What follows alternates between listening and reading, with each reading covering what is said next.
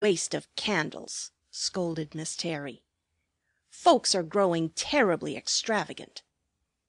The street was white with snow which had fallen a few hours earlier, piled in drifts along the curb of the little traveled terrace.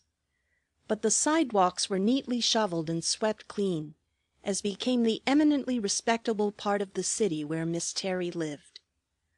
A long flight of steps with iron railing at the side led down from the front door, upon which a silver plate had for generations in decorous flourishes announced the name of Terry. Miss Terry returned to the play box and drew out between thumb and finger the topmost toy. It happened to be a wooden box, with a wire hasp for fastening the cover. Half unconsciously she pressed the spring, and a hideous Jack-in-the-Box sprang out to confront her with a squeak, a leering smile, and a red nose. Miss Terry eyed him with disfavor. "I always did hate that thing," she said. "Tom was continually frightening me with it, I remember." As if to be rid of unwelcome memories, she shut her mouth tight, even as she shut Jack back into his box, snapping the spring into place. This will do to begin with, she thought. She crossed to the window, which she opened quickly, and tossed out the box, so that it fell squarely in the middle of the sidewalk. Then, closing the window and turning down the lights in the room behind her, Miss Terry hid in the folds of the curtain and watched to see what would happen to Jack. The street was quiet. Few persons passed on either side. At last she spied two little ragamuffins approaching. They seemed to be Jewish lads of the newsboy class, and they eyed the display of candles appraisingly. The smaller boy first caught sight of the box in the middle of the sidewalk. "Hello, what's this?" he grunted, making a dash upon it. "Gee, what's up?" responded the other, who was instantly at his elbow. "G'wan, let me look at it." The smaller boy drew away and pressed the spring of the box eagerly. Ping! Out popped the Jack into his astonished face, whereupon he set up a guffaw. "Give it here," commanded the bigger boy. "No, you let it alone. It's mine," asserted the other, edging away along the curbstone.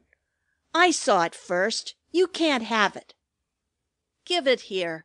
I saw it first myself. Hand it over or I'll smash you." The bigger boy advanced threateningly. "I won't," the other whimpered, clasping the box tightly under his jacket. He started to run, but the bigger fellow was too quick for him. He pounced across the sidewalk, and soon the twain were struggling in the snowdrift, pummeling one another with might and main. "I told you so," commented Miss Terry from behind the curtain. "Here's the first show of the beautiful Christmas spirit that is supposed to be abroad. Look at the little beasts fighting over something that neither of them really wants." Just then Miss Terry spied a blue-coated figure leisurely approaching. At the same moment an instinct seemed to warn the struggling urchins. "Cop!" said a muffled voice from the pile of arms and legs, and in an instant two black shadows were flitting down the street. But not before the bigger boy had wrenched the box from the pocket of the little chap. "So that is the end of experiment number 1," quoth Miss Terry, smiling grimly. "It happened just about as I expected. They will be fighting again as soon as they are out of sight. They are Jews, but that doesn't make any difference about the Christmas spirit. Now let's see what becomes of the next experiment." Chapter 3. The Flanton Dog. She returned to the play box by the fire and rummaged for a few minutes among the tangled toys. Then with something like a chuckle she drew out a soft, pale creature with 4 wobbly legs. "The Flanton Dog," she said. "Well, I vow! I had forgotten all about him. It was Tom who coined the name for him because he was made of Canton flannel." She stood the thing up on the table as well as his weak legs would allow, and inspected him critically. He certainly was a forlorn specimen. One of the black beads which had served him for eyes was gone. His ears, which had originally stood up saucily on his head, now drooped in limp dejection. One of them was a mere shapeless rag hanging by a thread. He was dirty and discolored, and his tail was gone. But still he smiled with his red thread mouth and seemed trying to make the best of things. "What a nightmare!" said Miss Terry contemptuously. "I know there isn't a child in the city who wants such a looking thing. Why, even the animal rescue folks would give the boys a free shot at that. This isn't going to bring out any Christmas spirit," she sneered. "I will try it and see." Once more she lifted the window and tossed the dog to the sidewalk. He rolled upon his back and lay pathetically with crooked legs yearning upward, still smiling. Hardly had Miss Terry time to conceal herself behind the curtain when she saw a figure approaching, airily waving a stick. "No ragamuffin this time," she said. "Hello, it is that good-for-nothing young Cooper fellow from the next block. They say he is a millionaire. Well, he isn't even going to see the Flanton Dog." The young man came swinging along debonairly. He was whistling under his breath. He was a dapper figure in a long coat and a silk hat, under which the candles lighted a rather silly face. When he reached the spot in the sidewalk where the Flanton Dog lay, he paused a moment, looking down. Then he poked at the object with his stick. On the other side of the street a mother and her little boy were passing at the time. The child's eyes caught sight of the dog on the sidewalk, and he hung back, watching to see what the young man would do to it. But his mother drew him after her. Just then an automobile came panting through the snow. With a quick movement Cooper picked up the dog on the end of his stick and tossed it into the street under the wheels of the machine. The baby across the street uttered a howl of anguish at the sight.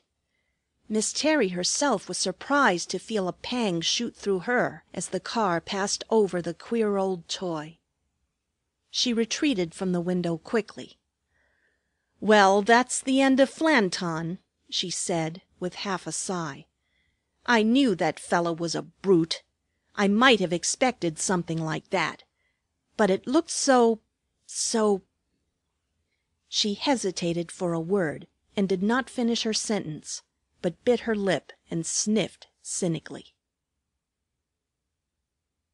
Chapter 4. The Noah's Ark.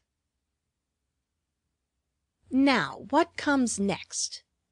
Miss Terry rummaged in the box until her fingers met something odd-shaped, long and smooth-sided. With some difficulty she drew out the object, for it was of good size. The old Noah's Ark," she said. "I wonder if all the animals are in there." She lifted the cover and turned out into her lap the long imprisoned animals and their round-bodied chief. Mrs. Noah and her sons had long since disappeared, but the Ark builder, hatless and one-armed, still presided over a menagerie of sorry beasts.